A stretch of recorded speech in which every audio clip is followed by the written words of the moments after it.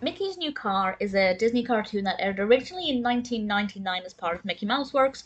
I watched it as part of the second season of House of Mouse. It aired in the episode Max's New Car, which is an episode all about cars. All of the cartoons in it are car themed, which is really rare for having all of the cartoons matching the theme perfectly.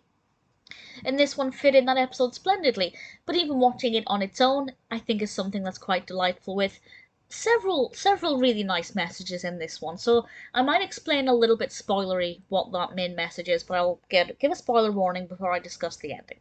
But basically, Mickey Mouse's car is a bit of a rust bucket, to maybe want for a better term.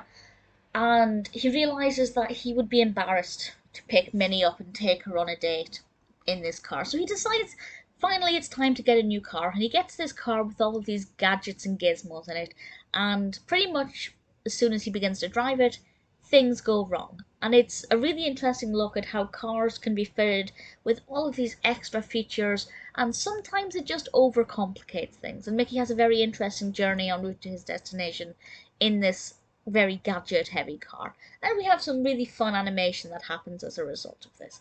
And I enjoyed it. I thought it worked really well. I'm not opposed to cars being improved, if you like, with gadgets and things, but sometimes technology does take things a little bit too far, even at the turn of the century when this was first released.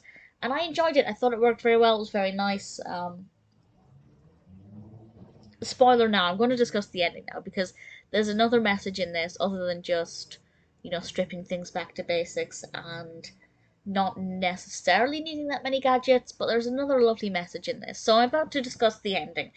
At the end, Mickey gives up with this car and decides he's going to go back and get his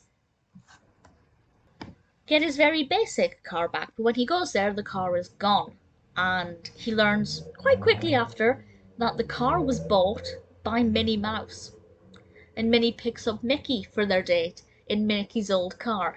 And it's so lovely, showing that Mickey didn't need to worry about the state of his car. Minnie didn't care about what condition the car was in, so much so that she bought the car herself.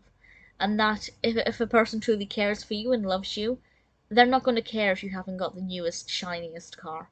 And I thought it was a lovely, lovely message. That message is definitely a lot more important than, the message of machines getting far too complicated. But I think it kind of tackles both very well. I really enjoyed it. As I said, it fit in really nicely with the episode Max's New Car, but even on its own, it's very sweet. And if you're a fan of Disney or Mickey and Minnie, it's one that I think you'll really enjoy.